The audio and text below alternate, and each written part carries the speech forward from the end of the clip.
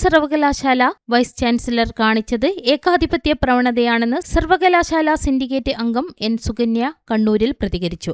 നിലവിലെ സിൻഡിക്കേറ്റിന്റെ അവകാശങ്ങളെ അദ്ദേഹം അട്ടിമറിച്ചുവെന്നും എൻ സുകന്യ പറഞ്ഞു. ബോർഡ് ഓഫ് സ്റ്റഡീസിന്റെ അപ്പോയിന്റിംഗ് അതോറിറ്റി സിൻഡിക്കേറ്റാണ്. 22-ന് ശേഷം സിൻഡിക്കേറ്റ് യോഗം വിളിച്ചു ചേർത്തിട്ടില്ല. സിൻഡിക്കേറ്റ് കൊടുത്ത ഭൂരിപക്ഷം ആളുകളെയും തിരസ്കരിച്ചു. VC സംഘപരിവാർ അനുകൂലികളെ തിരികെ കയറ്റാനുള്ള ശ്രമം നടന്നുവെന്നും എൻ സുകന്യ പറഞ്ഞു. ശേഷം അദ്ദേഹം സിൻഡിക്കേറ്റ് യോഗം വിളിച്ചു ചേർക്കാൻ തയ്യാറായിട്ടില്ല. ഏകപക്ഷീയമായിട്ട് ഇന്നലെ രജിസ്ട്രാറോട് ഉത്തരവിറക്കാൻ പറഞ്ഞു. അങ്ങനെയാണ് ഇന്നലെ ഇപ്പോൾ സൈറ്റിൽ ആ ലിസ്റ്റ് വന്നിട്ടുള്ളത്. എന്ന് മാത്രമല്ല, നമ്മളിവിടുന്ന് കൊടുത്ത ലിസ്റ്റുമായിട്ട് അതിന് യാതൊരു ബന്ധവുമില്ല. അതിൽ തന്റെ താല്പര്യമുള്ള ആളുകളെ ഗവർണറുടെ കൂടി ഓഫീസിന്റെ താല്പര്യവും VCയും ഇടപെട്ടുകൊണ്ട് അവർക്ക് താല്പര്യമുള്ള ആളുകളെ ഉൾപ്പെടുത്തിയിട്ടുള്ള ഒരു ലിസ്റ്റാണ് ഇപ്പോൾ വന്നിട്ടുള്ളത്. ലിസ്റ്റിന്റെ വിശദാംശങ്ങളെ കുറിച്ച് മറ്റ് അധ്യാപക സംഘടനകളിലൊക്കെ ബന്ധപ്പെട്ട ആളുകളാണ് കൂടുതൽ കാര്യങ്ങൾ പറയേണ്ടത്. ഏതായാലും ഇത് തികച്ചും ജനാധിപത്യ വിരുദ്ധമായിട്ടുള്ള ഒരു നിലപാടാണ് ഇക്കാര്യത്തിൽ VCയുടെ ഭാഗത്തു നിന്നുണ്ടായിട്ടുള്ളത്. അതിൽ ശക്തമായിട്ടുള്ള പ്രതിഷേധം കണ്ണൂർ സർവകലാശാല സിൻഡിക്കേറ്റിലുണ്ട്. സിൻഡിക്കേറ്റ് കൊടുത്ത ലിസ്റ്റ് പൂർണ്ണമായും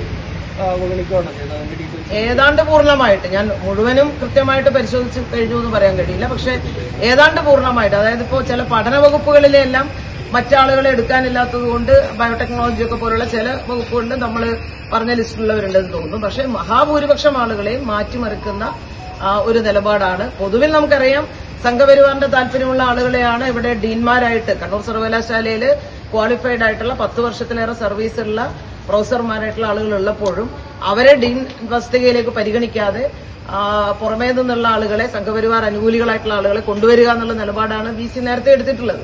അപ്പൊ അതിന്റെ എല്ലാം ഭാഗമായിട്ടുള്ള ഇത് വന്ന ആളുകളുടെ ബാക്ക്ഗ്രൗണ്ട് കൃത്യമായിട്ട് നമുക്ക് പരിശോധിച്ചാൽ മാത്രമേ അത്തരം കാര്യങ്ങൾ പറയാൻ കഴിയുള്ളൂ. ഏതായാലും ഇത് വളരെ ഒരു അട്ടിമറി അക്കാര്യത്തിൽ നടന്നിട്ടുണ്ട്. ഈ സിൻഡിക്കേറ്റ് യോഗം ഉൾപ്പെടെ വിളിച്ചു ചേർക്കാൻ വേണ്ടി VC തയ്യാറാവുന്നില്ല എന്ന് പറയുന്നതും വളരെ ഗുരുതരമായിട്ടുള്ളൊരു പരാതിയാണ്. തീർച്ചയായിട്ടും. ഇപ്പോ നേരത്തെ മറ്റു ചില വിഷയങ്ങൾ കൂടിയുണ്ട്. അവിടുത്തെ കായിക വകുപ്പിന്റെ മേധാവിയായി വന്നയാളെ അവിടുത്തെ നമ്മുടെ ടീച്ചർ ട്രെയിനിങ് സെന്ററിന്റെ ചുമതല അടക്കം കൊടുത്തതിൽ അതിലെല്ലാമുള്ള ഞങ്ങളുടെ കടുത്ത പ്രതിഷേധം അറിയിച്ചതിന് ശേഷവും അദ്ദേഹം യോഗം വിളിച്ചു ചേർക്കാൻ തയ്യാറായിട്ടില്ല.